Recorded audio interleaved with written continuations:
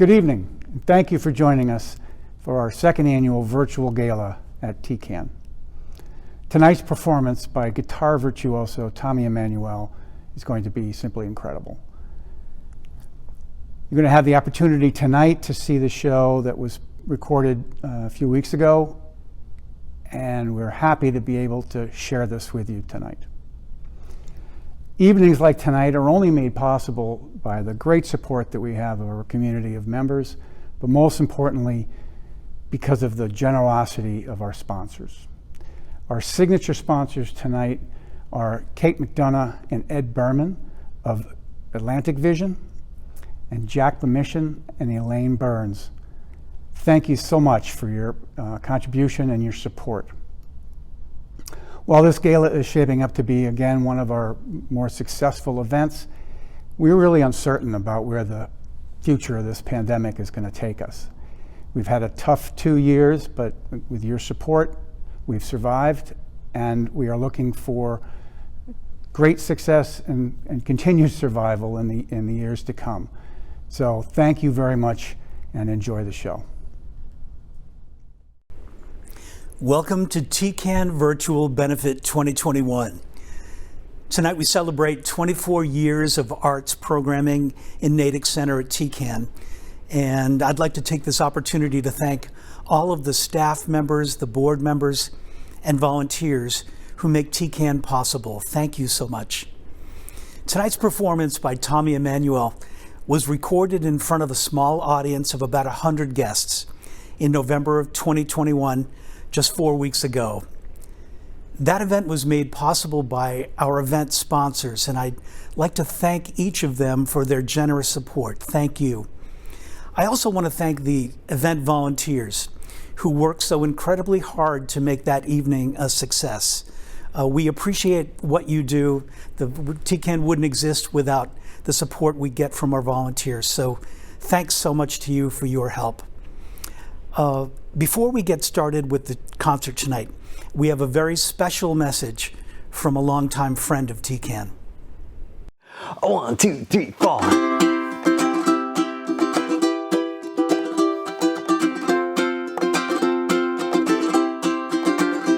Aloha, my name is Jake Shimabukuro. I'm an ukulele player from Honolulu, Hawaii, and just a huge fan of TCAN. You know, thank you so much for this opportunity to just kind of share my passion and some of my thoughts about TCAN. And of course, I did not want to miss Tommy Emmanuel's performance. He's one of my biggest inspirations. I'm a huge fan, and so stoked, you know, that he's here performing for us virtually tonight. One of the things that I want to say, you know, I started playing the ukulele when I was 4 years old, and I got into it because my mom, you know, she taught me. She was my first teacher, and I remember her sitting me down and teaching me my first chord, and it was like she would tell me, okay, put your finger right here in the bottom left-hand corner, and I would strum that. And she'd say, okay, now move it up a string. And I would do that. And I was like, oh, I know 2 chords already. And then I could play, love, love me do. You know I love you. I'll always be true. You know, so it was like this immediate gratification, you know, this, or I should say instant gratification, which encouraged me, you know, to practice, to play. Music became such an important part of my life. I mean, I would rush home from school just so I could practice, you know, playing the ukulele. And I never really thought of it as practice, you know. I mean, my parents would have to take it away from me so that I would do my homework and go to bed. So that's how much I loved it. You know, music brings so much joy to people, to the community. It really makes such an incredible impact, right, on all of our lives. And the thing that I want to say is, you know, music for me, I was always told that music is the universal language. But I've always believed that music is more than that. You know, music is the language of the universe. It's the language of human emotions. It's what we can all relate to, you know, because no matter where you come from, we all feel the same things. And music is the language of those feelings. And that's why it brings us all together, unites us. You know, when I'm on stage performing and I feel so present and in the moment, you know, of course it feels great, but there's even another level of ecstasy, and that's when the audience is present and in the moment with you. I mean, there are times where when I've performed at TCAN where I just feel like everybody in that room is breathing together and just, I don't know, we're just like sharing this incredible experience. And it's so powerful, you know, and it stays with you. And so for me, you know, that's why I love performing in front of people, in front of a live audience, you know, because it makes me feel human, makes me feel alive. You know, it brings us all together. So thank you so much for supporting TCAN. You know, it truly is such a special venue. David and the entire team there, they're so passionate about music and the arts, and you know, and they understand the importance of keeping that available, you know, to the community, and especially for the youth. You know, I truly believe that music is what kept me out of trouble. You know, I've been drug-free my whole life, and I love having the opportunity to share a little bit of that, you know, with our audience and everyone who comes to listen to music, you know, at TCAN and comes to have that shared experience. So thank you very much for your support, and I look forward to coming back again very soon.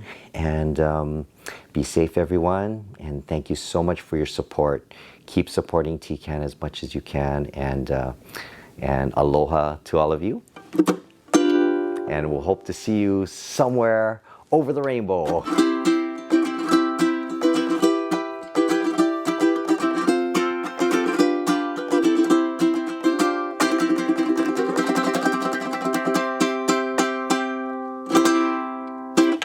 Yeah. Okay, so I think I told you about my son introducing me to Tommy and Jack and Elaine hosting me at the house. Tommy is recognized as like one of the greatest acoustic guitarists of our time. He is an amazing musician. I know some of you drove here from New York. You're not supporters of TCAN on an ongoing basis, but the opportunity to see him in a little room like this is a big deal. So I am glad you're here, but I am going to ask that you do one thing. Usually, when Tommy plays Boston, he's playing at the Berkeley Performance Center or the Wilbur Theater, both of which are very giant venues. So there's only 100 of us here tonight, so I'm going to ask that you make enough noise to really make sure that Tommy realizes that we love having him here. Okay, so without further ado, please welcome the great, the brilliant Tommy Emmanuel.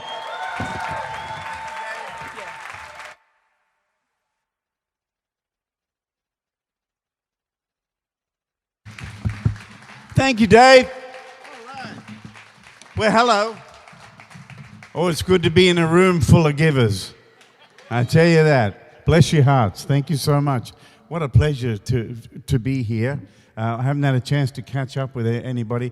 And my good buddies, Jack and Elaine, I can't see them, but they're here. Yeah, they're here. Okay.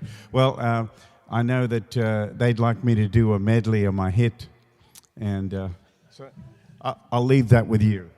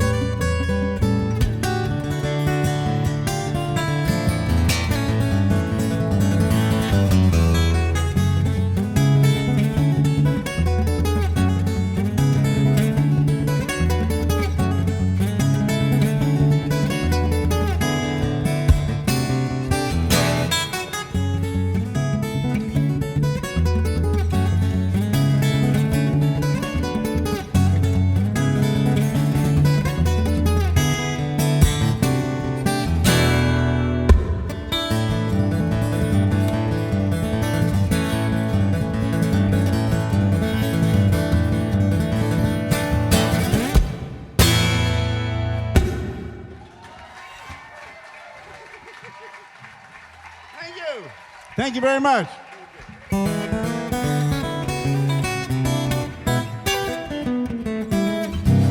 Play that again.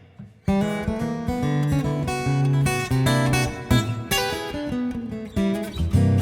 yeah.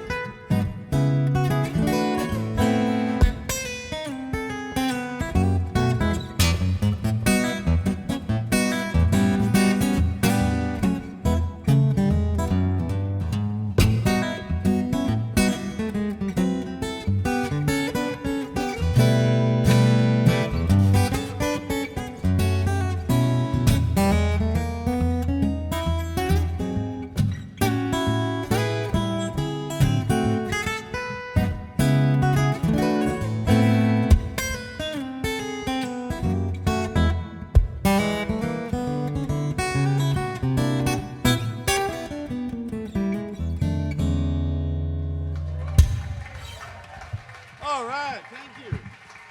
Well, thank you so much.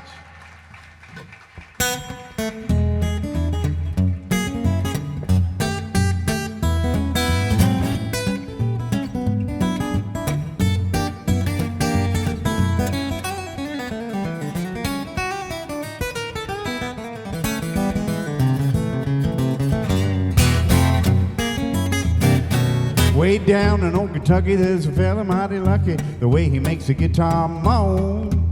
He's hanging around, singing around a country store. He's picking like a chicken, picking up corn. Every gal in the county gathers all around him. He's got rhythm in his bones. My feet start scooting with shuffle and drag. Every time I hear the rhythm, the guitar, like he gets a moaning tone. He gets a grumble and groan. When he gets picking and plugging the strings, well, he can make the deacon do the bucking wing, and all the fat and skinny does a little shimmy, and the head starts wiggling wag. My feet start scooting with shuffle and drag every time I hear the rhythm of the guitar rag like this.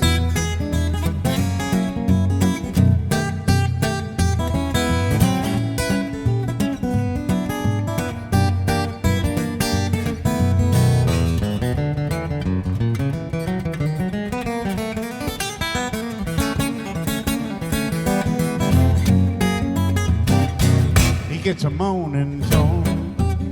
He gets a grumble and groan. Well, now he can make a jackrabbit chase a hound, and he can make the deacon lay the good book down. Oh, all the fat and skinny does a little shimmy, and the head starts to wiggle and wag. My feet start scooting with a shuffle and drag every time I hear the rhythm of the guitar rag. Boop, bap, boop, bap, boop, bap.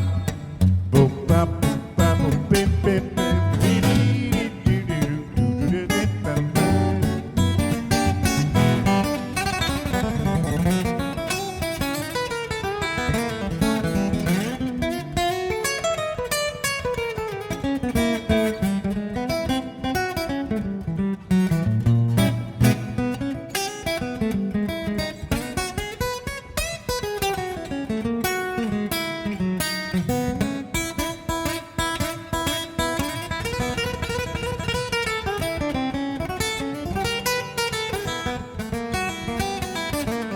Way down in old Kentucky, there's a fella mighty lucky. The way he gets a guitar moan. Well, my feet start scooting, a shuffle and drag every time I hear the rhythm of the guitar rag.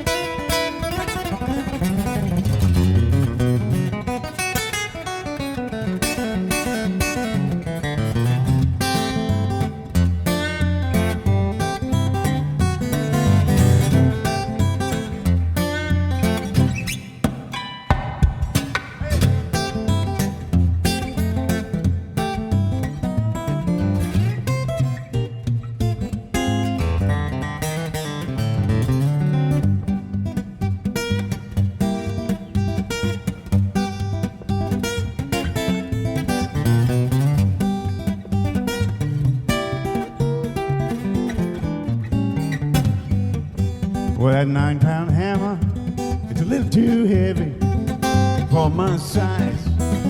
For my size, I'm going on a mountain. I'm gonna see my baby. Ain't coming back. No, I ain't coming back. Roll on, buddy. Pull a load of coal. Well, how can I roll, roll, roll? The wheel won't go.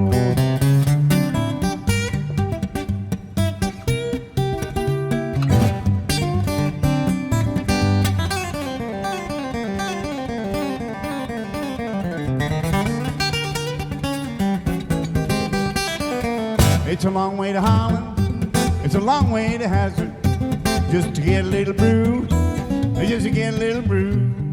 Well, when I'm long gone, you can make my tombstone out of number 9 coal, out of number 9 coal. Yeah, roll on, buddy, pull a load of coal. How can I pull, pull, pull, the wheel won't go. Roll on, buddy, make your time. I don't know now, and I can't make my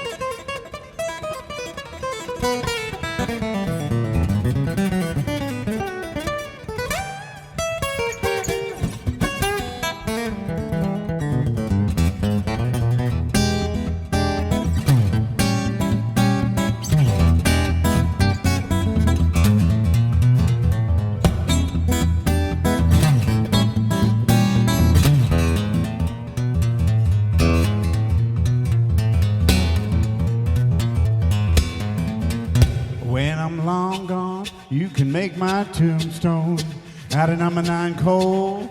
Well, out of number 9 coal, that 9-pound hammer, it's a little too heavy for my size, for my size. So roll on, buddy, pull a load of coal. How can I roll when the wheel won't go? Come on, bass.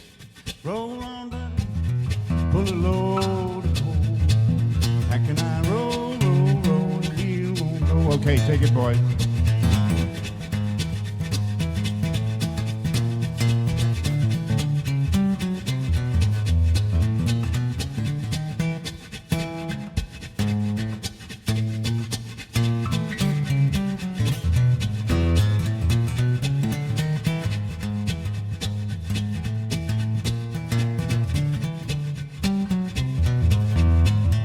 Yeah, roll on, buddy.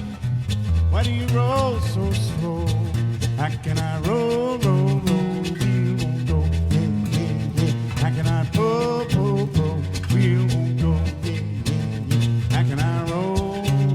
the wheel won't go.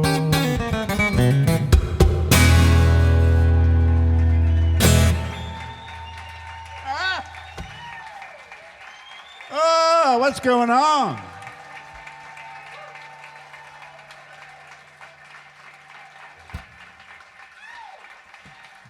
Thank you. I thoroughly deserve that. Yes. All right. Thank you. All those songs were by America's great Merle Travis. And I heard him. I'm an Australian, in case you hadn't wondered, but I'm also an American because I became a US citizen 3 years ago. Yeah.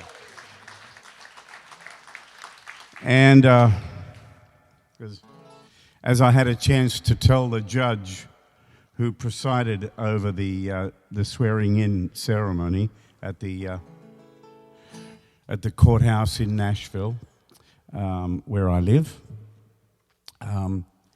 you know, it was a beautiful experience, and many things happened. First of all, let me tell you, I had many goes at getting to the winning post and being accepted as a U.S. citizen. I had many goes at it, and eventually, I ended up doing the written test, and what I did is I studied. While I was on tour, I studied, and I said, I'm going to find out all about America, and I'm going to pass this test. Well, I got 100%, and it's true. And but the thing that was so moving to me was that the lady at the immigration department in Nashville, which was a new department there, the lady was very enthusiastic, and when she hit the last question, and it came up as a 100% score, she almost cried. She was more excited than me. It was beautiful. So then I went to the courthouse and did the swearing in. I was the only Australian. There were a couple of English people. The rest were Chinese, some Mexican, some Japanese. And there was a couple of Russian ladies as well. But as we went through it and everything, the judge came down from his ivory tower up there, down to the floor where us paupers live, and he said, "Please come forward in an orderly manner, and I will give you your citizenship papers." So as I'm in line, I'm thinking, should I say something to him? And a little voice in my head said yes. So when I got close to him, I leaned in and I said, "I love this country. It has nourished me since I was a baby. And I want to give back. I want to be here. I want to work here, pay my taxes here. I want to give back." And that's what I said to him, and that's what I'm saying to you. So there you go. All right. Last night, I was part of a Songwriters in the Round as a fundraiser for a drug and alcohol place that is badly needed in Nashville. And so it feels great to be in yet another room with a bunch of givers. And as I said, so I want to play a song for you that I wrote. I've had several trips to Africa, mostly for World Vision, because I used to sponsor children through World Vision, but I used to also get the opportunity. It's one of the perks of being me, and that is that I can just travel and I can take my guitar with me anywhere and I can write and all that stuff. So when I went to Africa, I wrote a lot of music and I listened to a lot of music while I was there. The song that I want to play for you now, it has some Swahili language in it, and Swahili is a beautiful language.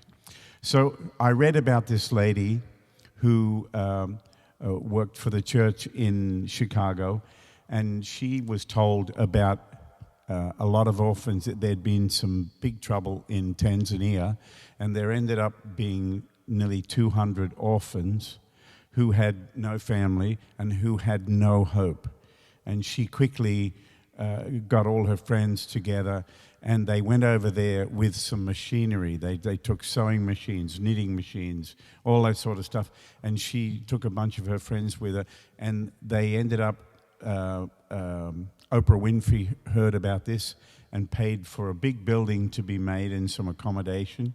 And she started this foundation and taught those children how to use their hands and to make things and to start a business. And it was the most incredible story, and I was so inspired by that. And you know, my motto is one day at a time. I live my life one day at a time. And so the Swahili language has a proverb, and it says, in English, it says, little by little, your pot will be filled. In other words, you get what you need, little bit by little bit, one day at a time. And so with that in mind and that story, I wrote this song, and I wrote some lyrics. I don't write many lyrics, but I wrote this chorus, and so it's haba na haba means little by little in Swahili. So haba na haba, little by little, and then lala salama means may your sweet dreams come true. So I put that together, and then I put it into English. Little by little, all your sweet dreams will come. So here's the song I'd like to play for her. It's called Little by Little, or if you're from Africa, Haba na Haba. Here we go.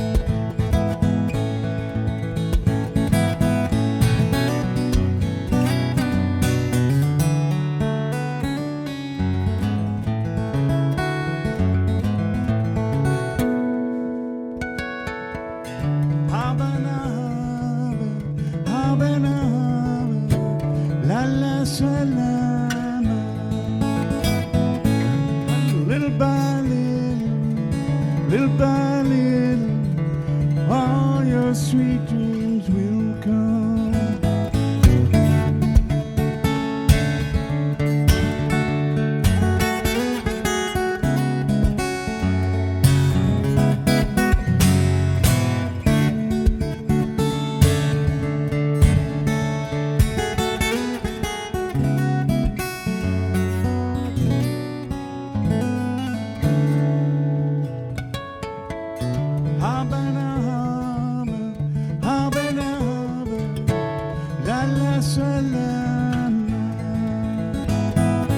May all your dreams come true, all of your sweet dreams. La la salama.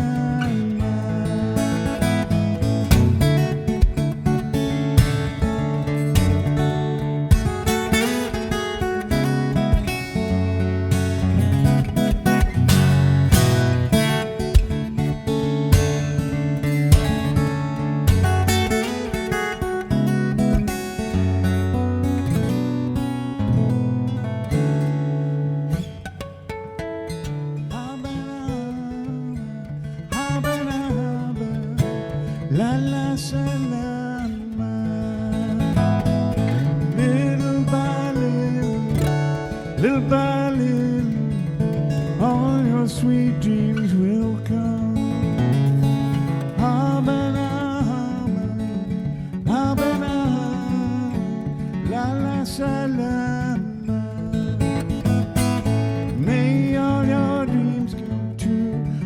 of your sweet dreams. La la salama.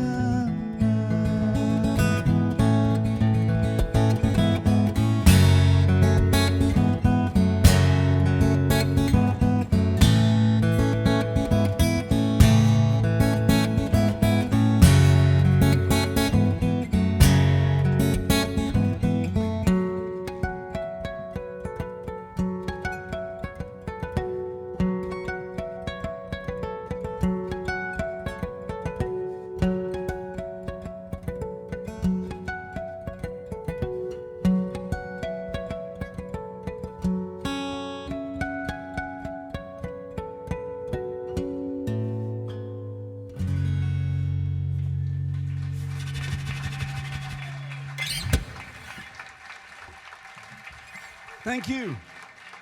All right. Thank you so much. Haba Nahaba Lala Salama. I did an album a few years ago called Accomplice One, and I had lots of wonderful guests on there, people like Ricky Skaggs and Susie Boggess and Frank Vignola, Jerry Douglas, a whole bunch of people, Rodney Crowell, and Mark Knopfler. And when I rang Mark to talk about what we would do, his manager told me, Mark doesn't play on other people's songs. Can we do one of his songs? And I said, absolutely. I said, I love everything he's ever written. So he had an idea for me, and so I flew to England. And with my little rental car, I followed the address that they gave me for British Grove Studios, which is the studios that Mark owns, in a beautiful area called Chiswick. And anyway, so I follow the navigation, and I pull up. It says, you have arrived, and it's pointing over there. And I'm in this kind of little cobblestone lane, and it's very industrial, and they're just buildings, brick buildings everywhere, and there's no windows in some of them. And I'm thinking, where is this studio? There's no signs. I don't know what to do. So I rang, and I said, it's Tommy, and I think I'm outside the building. I'm not sure, And he said, oh, just drive forward. Okay, so I drove forward, and the wall went out. It was like being in a James Bond movie. The brick wall went up, and I drove in, and there was a little car park, and the wall came back down. Holy moly. There was Mark standing there with his lyric sheet, gave it to me, and he said, we don't have a lot of time. At that time, Mark was working on 2 films. So he was busy. His studio was busy all the time. So he created a small window of time for us to get this done. Everything was all set up, microphones all ready. And so Mark gives me the lyric sheet. He sings the song and says, you should sing that part and that part, sing harmonies in here and blah, blah, blah. Okay. So just add water. It's an instant song, We ran it down, had a listen. Yep, it's good. So we got a good take of it the next time through. And then Mark said, let's go upstairs and get some coffee. So we went upstairs and got coffee. When I came back down 10 minutes later, his engineer had mixed the track, mastered it, and had given it and gave me the master, right? From the time I arrived to the time I drove out that magic door, it was less than an hour. It's true. So, and he said to me, you be careful when you sing this song. He said, because people might think you're singing about a woman, but it's about a car. But anyway, I just wanted to let you know. When I first heard this song, I thought, ooh, he's been listening to Randy Newman. Very clever devil he is. So here it is. It's a little advice from an older guy to a younger guy about cars, okay? If you want to get you one that goes, you don't want to get you one of those.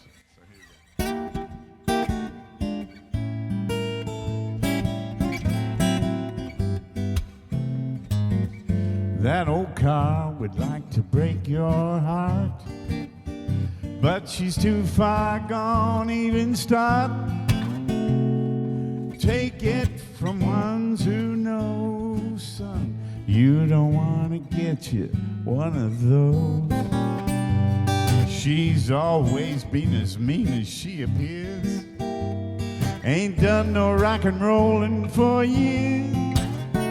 They should put her in the crusher, I suppose, Jack. You don't want to get you one of those. Leave her over there behind the barn where she'll be out of the way. She's got chassis rot and the gearbox shot. Well, she's had her day. It's all over for that old heap. She needs a whole lot more than beauty sleep.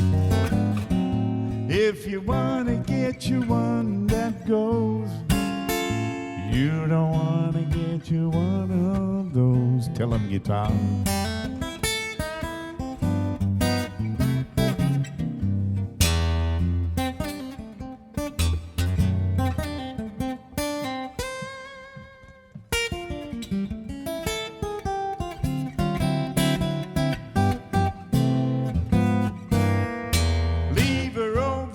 Behind the barn where she'll be out of the way.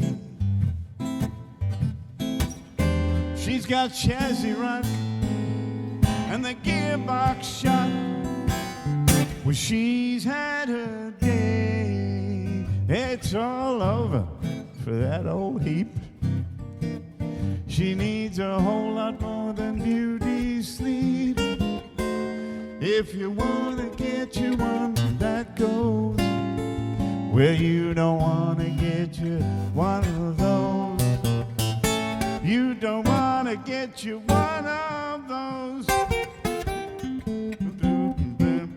Oh, yeah. All right.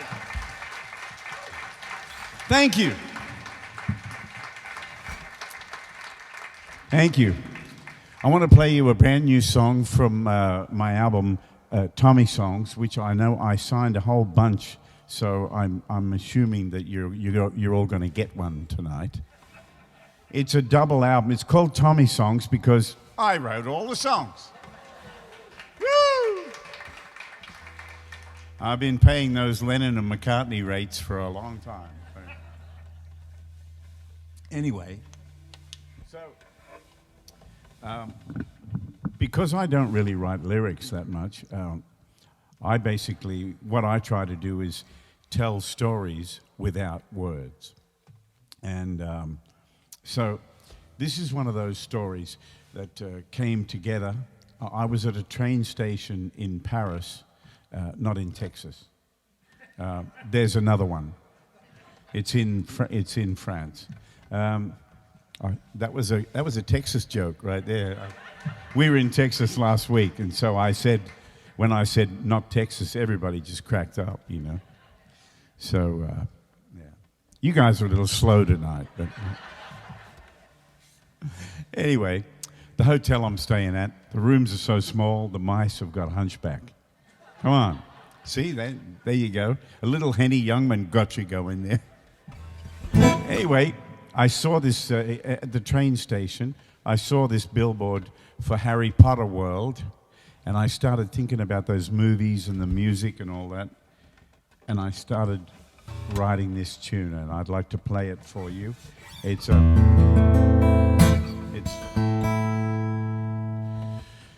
a train song, you know. I wrote it on the train trip, so it has momentum.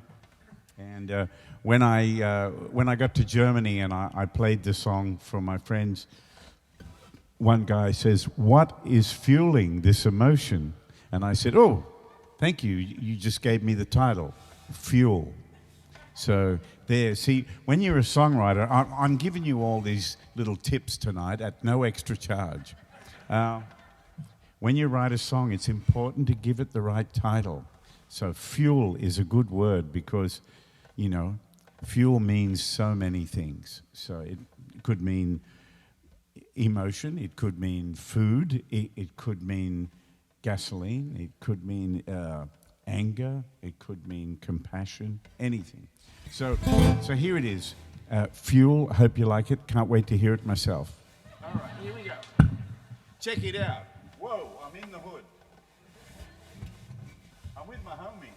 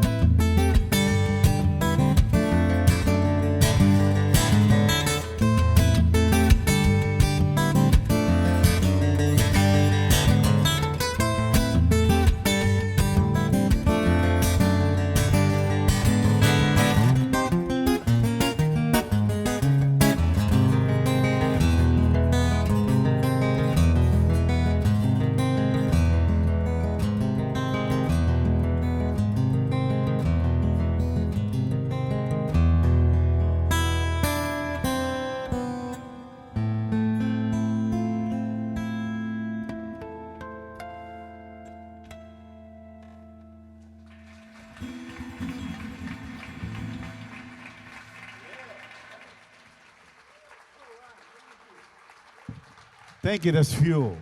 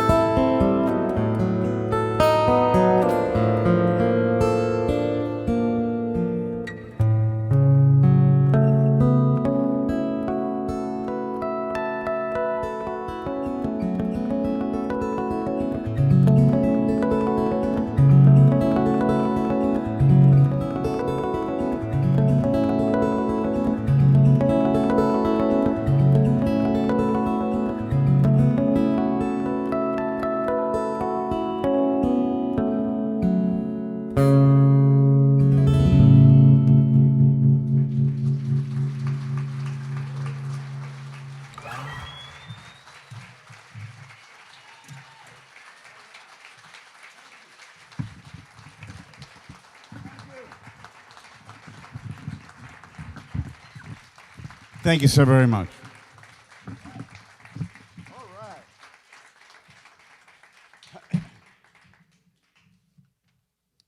Do we have any Rolling Stones fans here? Well, good. Here's some Beatles songs for you. You should have seen that one coming. All right.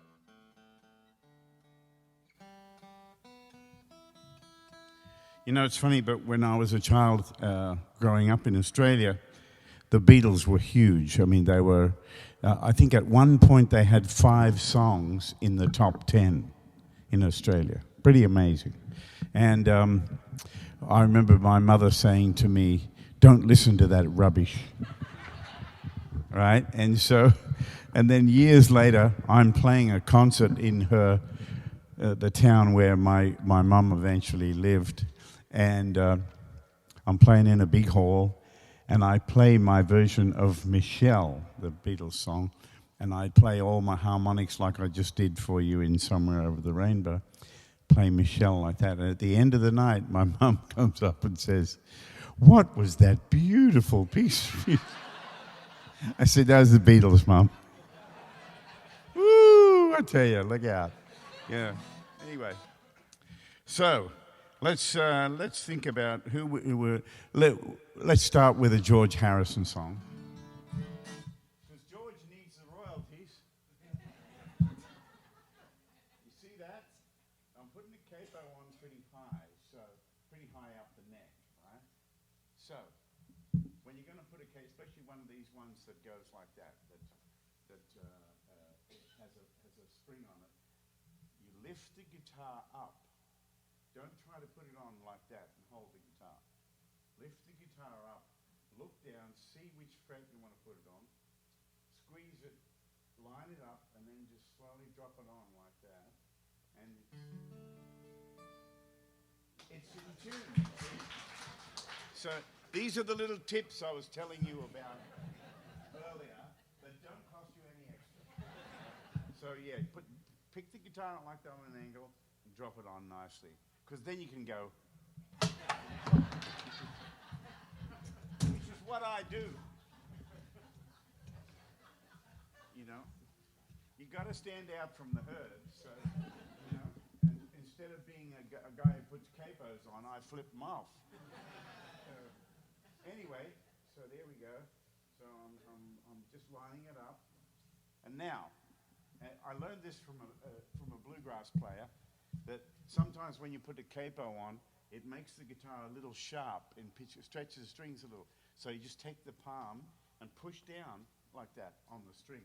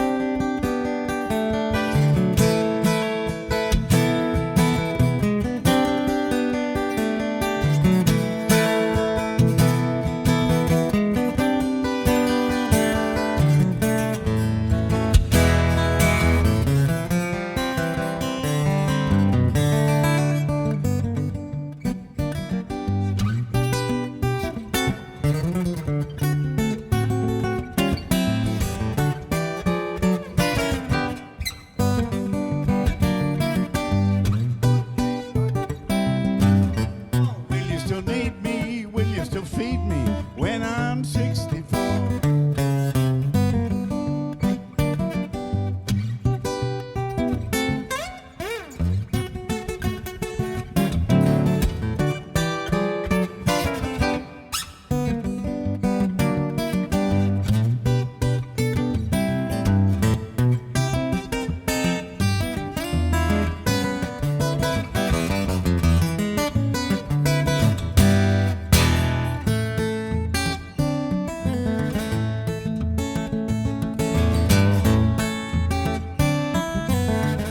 young to know all this.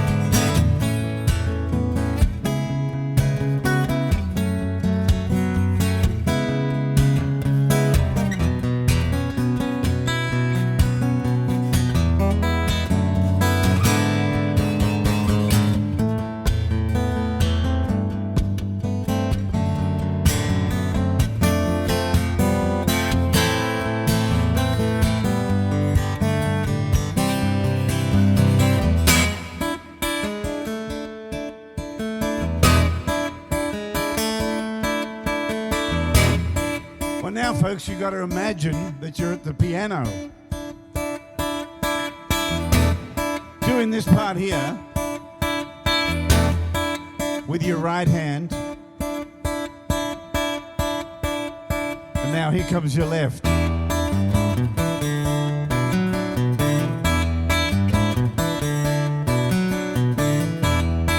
And I'm sight reading this.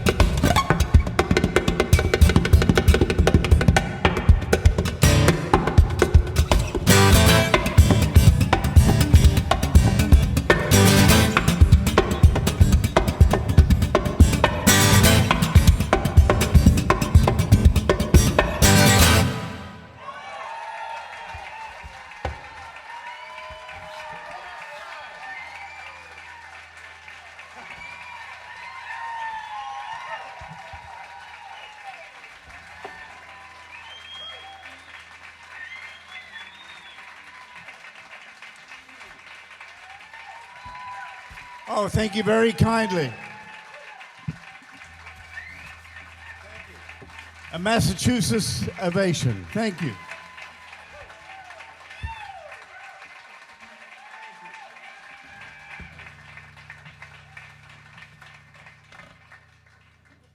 Check it out. Oh, dear.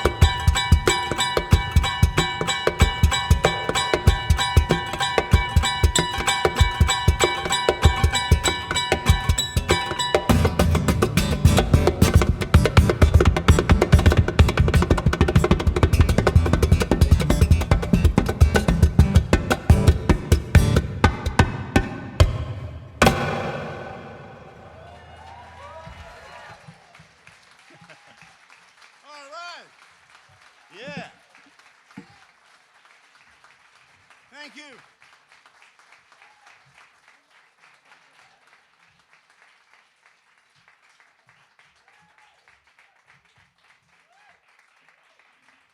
Well, thank you. If you'd like to learn how to do that, I can make that part of tonight's tips as well. Basically, I'm playing drums and percussion on the guitar. Let's see now. So, with my right side, I'm thinking in 4. 1, 2, 3, 4. 1, 2, 3, 4. 1, 2, 3, 4. With my left side, I'm thinking in 3. 1, 2, 3, 1, 2, 3. But you put the two together,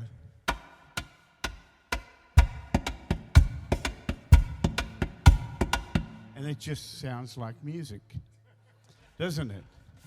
And then you just add extra notes, so you go, then hit a.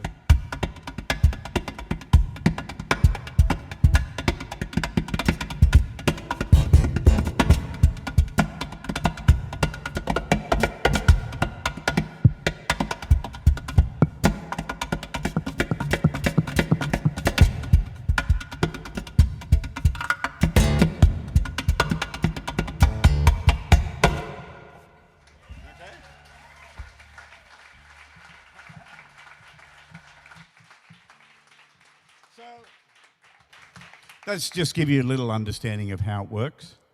And it's drummers and percussion stuff, because I'm a drummer who plays the guitar. And it's true. I've been playing drums all my life, and I love them.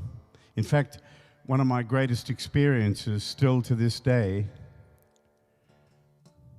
was in 1980 when I made my pilgrimage here to the United States. And I came to LA and I saw Elton John at the Hollywood Bowl. And then I came to Nashville and I met my hero, Chet Atkins. And I went to some awards show and I saw Marty Robbins sing for the last time. I saw Tom T. Hall, Wanda Jackson, Glenn Campbell. I saw so much great music. Then I came to New York and I saw the Pointer Sisters at the Peppermint Lounge. Woo! And that was boogieing and woogieing. And I looked in the New York Times in the entertainment section, and there was in small print the Buddy Rich Big Band warm-up shows before Carnegie Hall season, and it was down in a university hall down in Greenwich Village. And I got a cab and got down there, and there were 3 shows that day. And I got tickets for all 3. And I can tell you, it was more than anything I'd ever experienced in my life. It was the best musicianship, the best band leading I've ever seen. And I saw things that I still wonder about, you know. And between the second and third show, I plucked up the courage and I snuck out the back of the little hall and I knocked on the bus door. And a typical New Yorker opened the door and said, "Yeah, kid." I said, "I'm a big Buddy fan and I'm from Australia." Like that. And he says, "Hey, Buddy, there's a kid here from down under." And you hear, "Show him in." He took me on board, and Buddy was so lovely. He really was. He was so nice. And picked up the sticker on the little table there, and he goes, "So you're a player?" And I said, "Yeah." He said, "Can you do this?" He did like a quadruple stroke roll with one hand while sipping his coffee. I said, "No, I can't do that." Well, and he got a pen and signed it and gave me the stick. He was so wonderful. So I've always been into drums, you know. I wanted to play you a beautiful song now. Let me just put my special ballads capo on. See, this one's different. I've got 4 different kinds of capos up here. And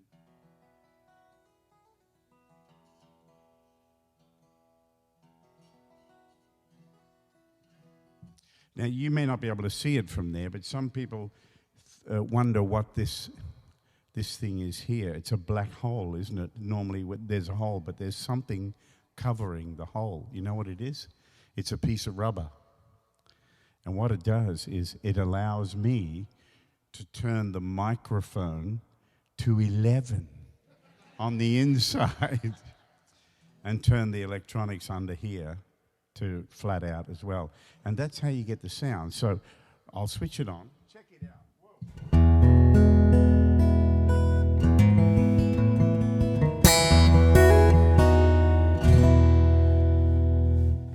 It sounds like your head is inside my guitar, right? Here's a beautiful song I'd like to play for you. It's written by my good buddy and a guy with a great name for a guitar player. His name is Martin Taylor. Yeah. And this is One Day. Check it out.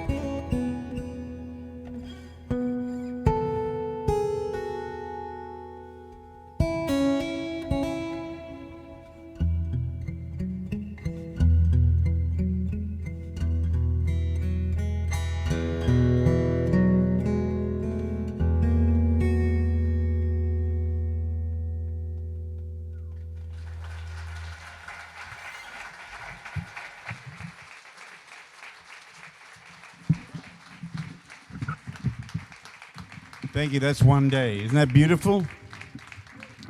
Yeah. I want to play a special song for you. I also want to let you know that I'm an ambassador for a wonderful organization here that started here in America, and it's spreading right around the world. And it's called Guitars for Vets.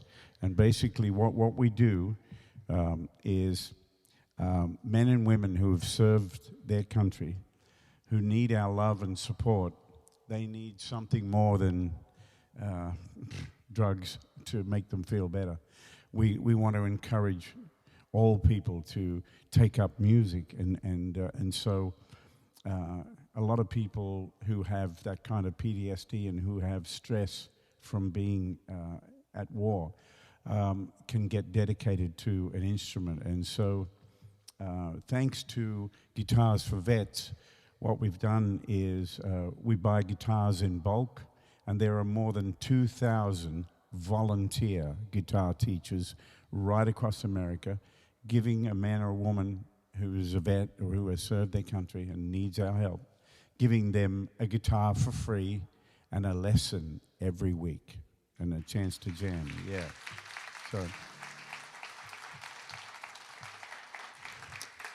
So it's a wonderful organization, and now I've discovered that in the last couple of years, it's spreading to Australia and to England and to parts of Europe. So isn't that a wonderful thing? Yeah. And just recently, the Gibson company here in America have come on board as one of their sponsors and helping them with finding the right guitars and things like that. I wrote a song that I'd like to play for you. This is dedicated to all the brothers and sisters and some who paid the ultimate price. But we're all sitting here tonight healthy and free in this beautiful country, and because it came at quite a cost.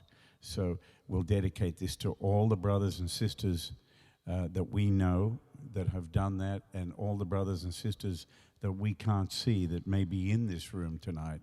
So here it is. It's called Blood Brother. Hope you like it.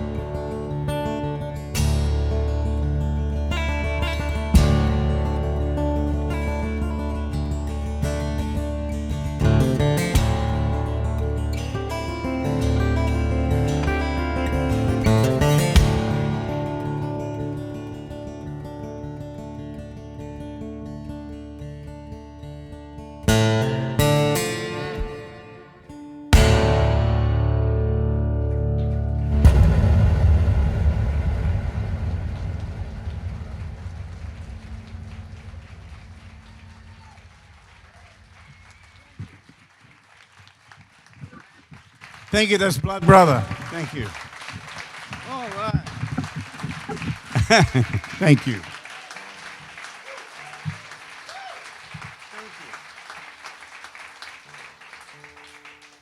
Oh, it's good here. I'm just putting my guitar in a slightly different tuning. And so here's another one of my Tom's tips tonight. When you're out there playing your shows, make sure that you don't have a tuner that's too complicated on stage, right? Because there are lots of fancy schmancy tuners out there now where everything spins around and it tells you your G string is spinning at 436 cycles per minute, blah, blah, blah. So I don't need to know that. Am I in tune? That's right. So I've got a tuner that has a red light and a green light. That's it. Green, good. Bad, red, bad. Okay, so make sure you do that. Don't go making it too complicated. Those fancy schmancy tuners with everything spinning round are really good back in the dressing room where you can see everything. The problem with most of them is that you can't see them, you can't read them clearly unless you're 5 years old, you know. When you've got eyes the age of mine, you know, I'm flat out seeing the floor, let alone a tuner. So, there we go. I wrote a song for my friend who passed away this year. His name is Byron Berline, great fiddle player from Guthrie, Oklahoma. And my friend Michael Cleveland rang me and said, my band and I are going to record your song, The Tall Fiddler. Would you like to come in and play on it? And I thought, wow, what a great opportunity.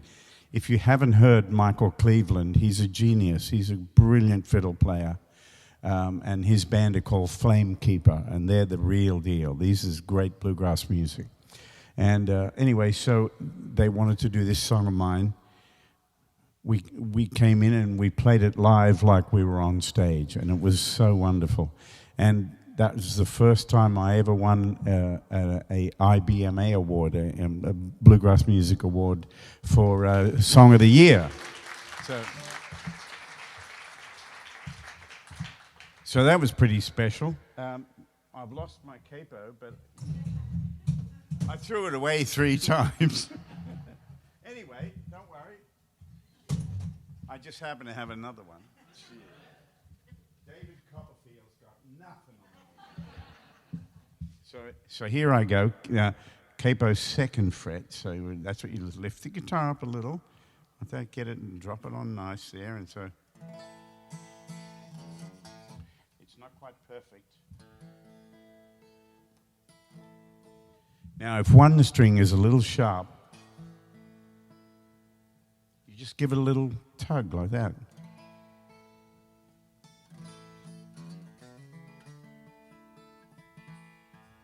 I'm not happy though, because it has to be perfect for you.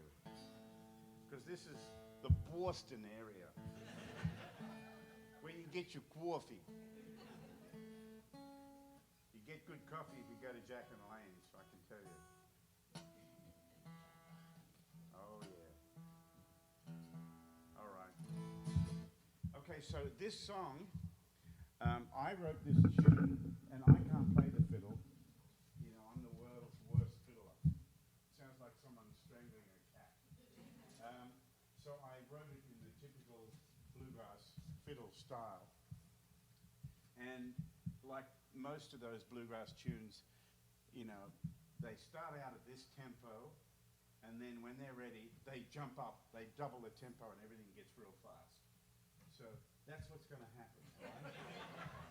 Now, you can have the choice tonight. It can be at the speed of sound or the speed of light. Your choice, Gang. So, let's do both, shall we? While learning 2 Oriental languages. Okay. So we'll start out at a steady clip, and then we'll go nuts.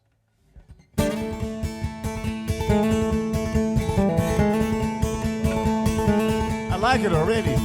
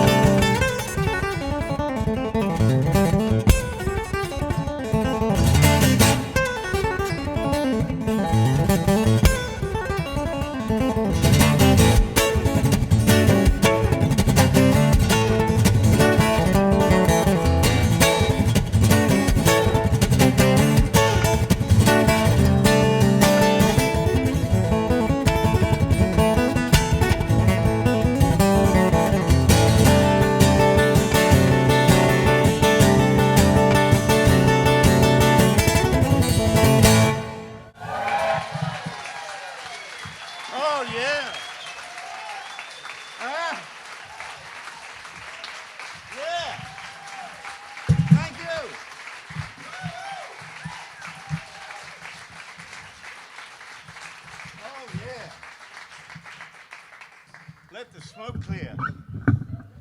I can show you how to play that as well if you want. More of Tom's tips. I had a few requests tonight, but I'm going to continue playing anyway.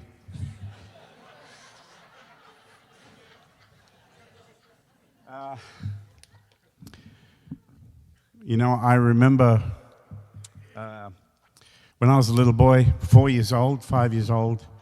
I'm one of 6 children, and there are 4 of us left.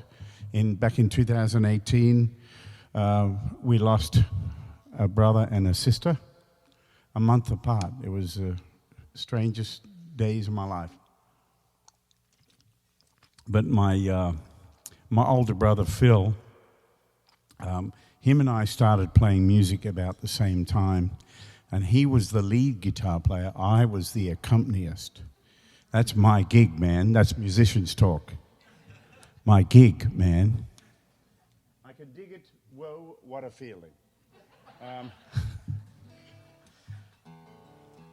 And that's all we ever wanted to do. I've had no training. I don't read music. I've taught at Berkeley many times, and I'm the only person in the building who can't read music. Pretty strange, huh? But anyway. But I've always kept it that way. You know, I did try and read. I did try to learn how to read, and my teachers that I went to kind of laughed me out of the building, saying, "You'll never be able to read what you can already play. You may as well just go for it." So I was doing that anyway. But and there's been a few times where I've played on movie soundtracks and stuff with a full orchestra and 3 guitar players, you know, and there's been parts written out, and I just go over to the piano player and say, "Can you play that?" And he'll go, "I'll work it out in a second. Because I have these things here. You see these things on the side of my head? You know, this is how I learned about music, is listening and trying to work it out. And my brother and I invented games when we were kids. And on those long drives in the outback of Australia, him and I would sit in the back seat and with our guitars, and he would play a chord, and I would have to name what the chord was and what the inversion of the chord, whether it was a 7th, a 9th, a flattened 7th, a flattened 9th, or whatever, a 6th or a 13th. I had to name it. And we invented this game, and we pushed each other. We're very competitive, close brothers, but in the most fantastic way. And it wasn't until later in my life I read the book of Muhammad Ali called The Soul of a Butterfly. And in the passage, he talks about his brother. And he said that when they were young, he invented this game, and he wanted his brother to throw things at him and try and hit him, and including rocks and pieces of wood and stuff like that. And he didn't even know why. And I felt that there was such a connection right there. That's nature at work, you know. I didn't know what I needed. I just knew that I loved music, and I was crazy to play the guitar, and I loved playing for people. How was I going to get anywhere? I don't know. But those things helped, you know. And so when I was about 7, I'm driving along in the car with my dad, and I'm sitting on the windowsill. We didn't have seatbelts in 1962. I'm sitting on the windowsill, hanging on around the door, with a coat hanger with a piece of wire going into the old valve radio in the car, and my dad's twiddling the knob, and we're trying to find a station. We eventually found a government radio station, and they played Chet Atkins playing Windy and Warm. And I'll just never forget that moment. And I said to my dad, "He's doing everything at once." And my dad said, no, it's a recording trick. It's those damn Yankees.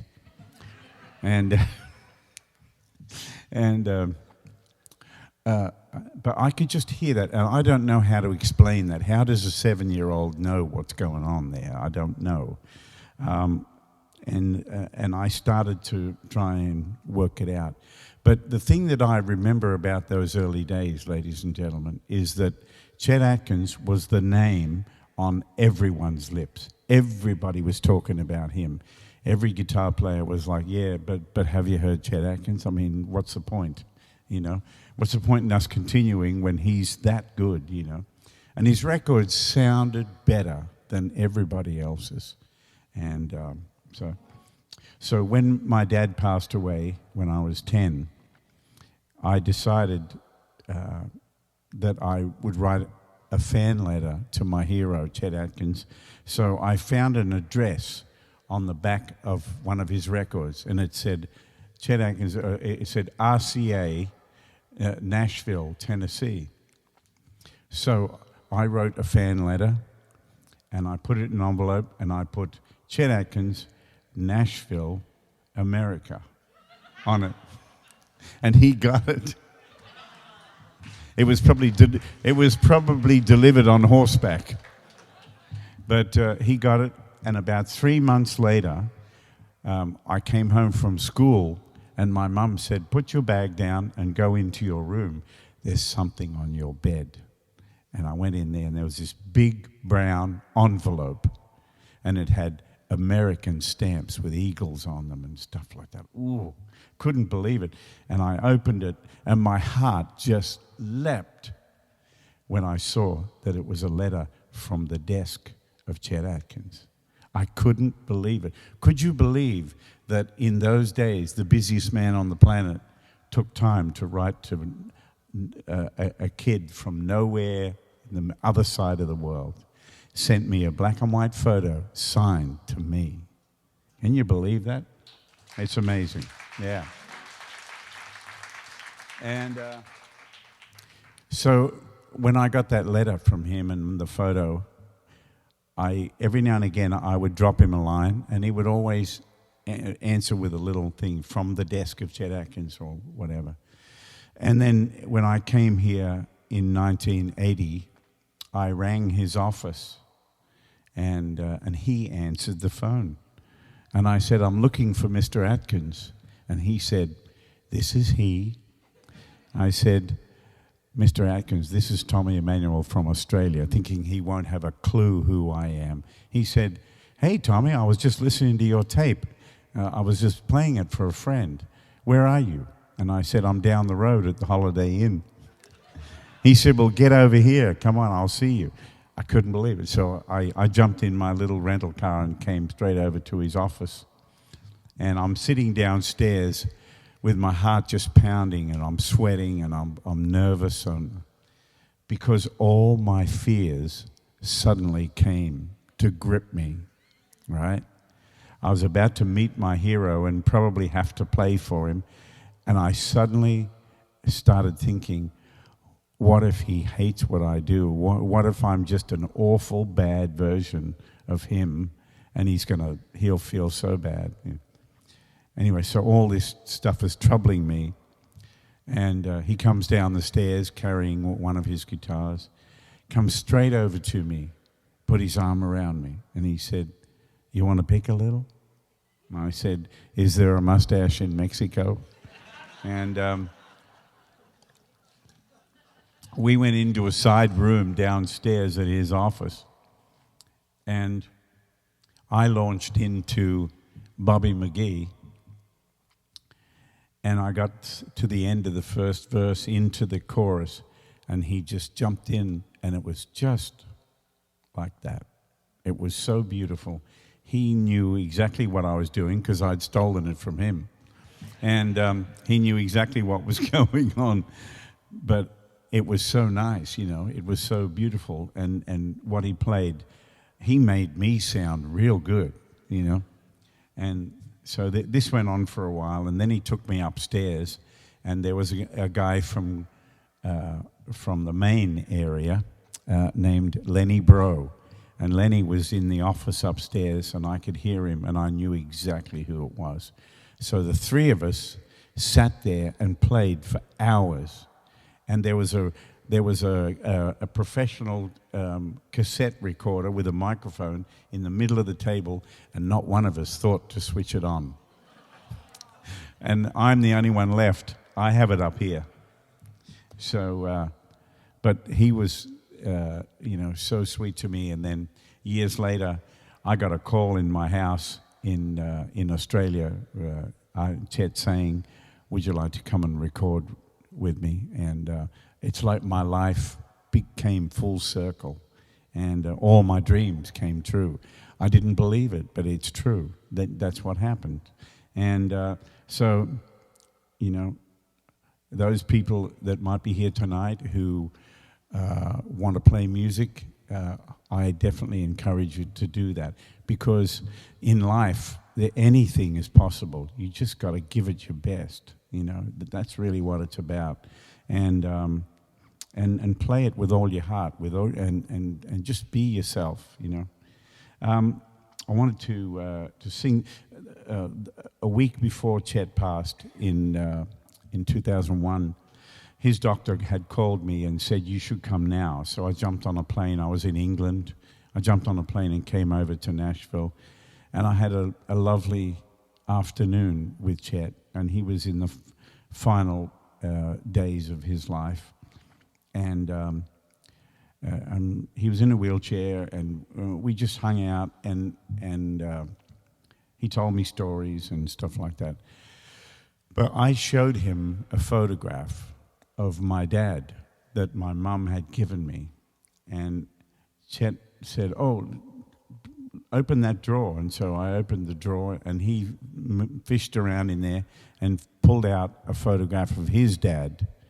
And we put them side by side, and they were almost identical. Same hat, same coat, black and white photo. It was amazing. And I said to him, "This reminds me of the song you used to sing for your daddy." And he said, "Yeah." He said, "And I want you to keep singing that song." And I said, "Oh, I would never do that. That's so special for you. I wouldn't do that." And he said, "No, you don't understand. People need to hear that song." So I promised him I would keep singing it. I'm going to sing it for you right now and dedicate it to him.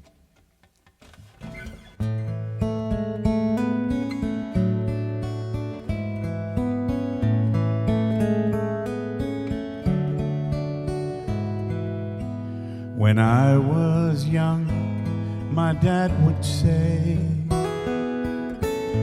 "Come on, son, let's go out and play." Sometimes it feels like yesterday. Then I'd climb up the closet shelf when I was all by myself. I'd grab his hat and I'd fix the brim, pretending I was him.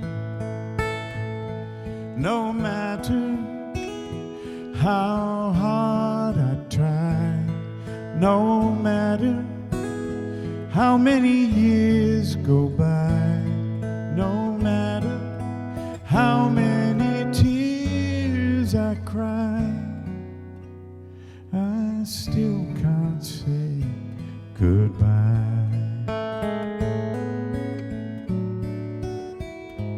He always took care of Mom and me. We all cut down a Christmas tree.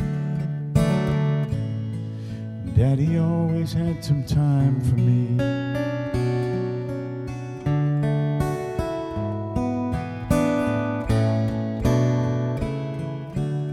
The wind blows through the trees. The street lights, they still shine bright. Most things seem the same, but I miss my daddy tonight. I walked by a Salvation Army store, saw a hat like my daddy wore. I tried it on as I walked in, 'cause I'm still trying to be just like him. No matter how hard I try, no matter how many years go by, no matter how many tears I cry, I still can't say goodbye. I still can't say goodbye. Oh, we still miss you, Daddy.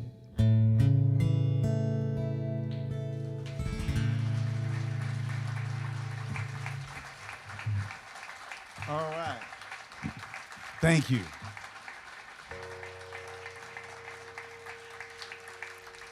I hope you've had a good time tonight.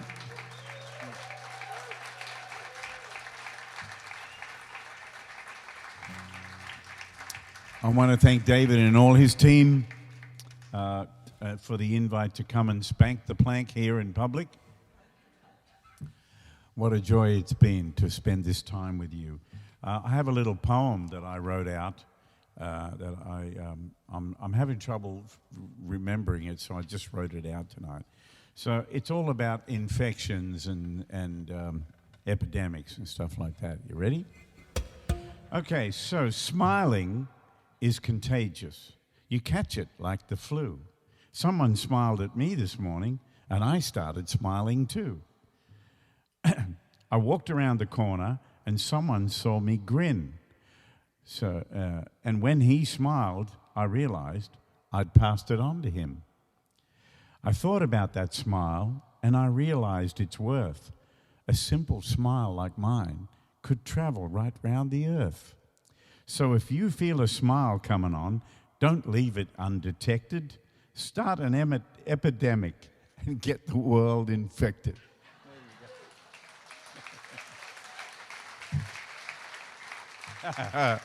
Yeah. All right. And ladies and gentlemen, I just want you to meet and join me in rewarding my fabulous team. On the lights is Zach Corp. Look at that.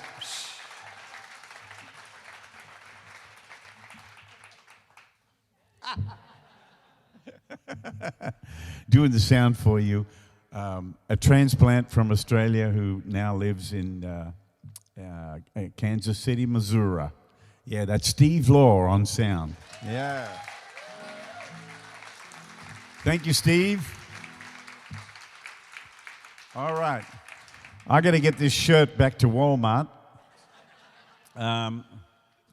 Before I do, I want to say a big thanks and sincerely hope that you've had a good time tonight and you've enjoyed the music. And thank you.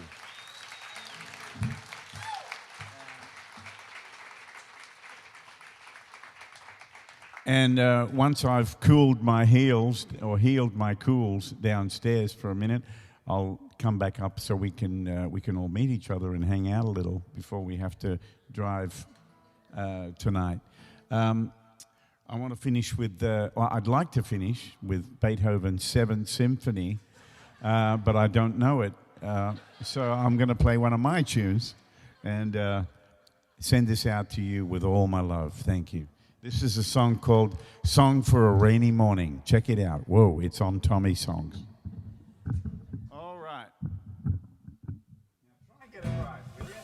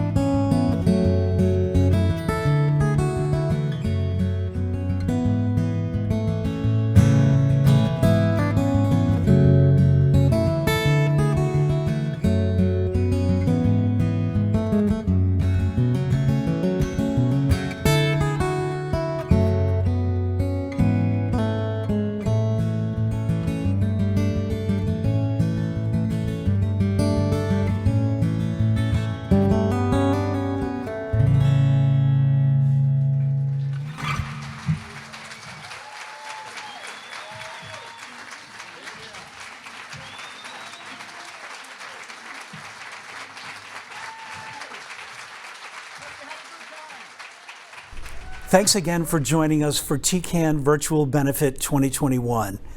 I'd like to thank Tommy Emmanuel for joining us, also our friend Jake Shimabukuro. Thanks to our sponsors and all of the donors who contributed tonight. Once again, we appreciate all the effort by the staff and volunteers to make this possible. We invite you to watch us on social media to stay posted on events coming up at TCAN. And stay safe and have a good night.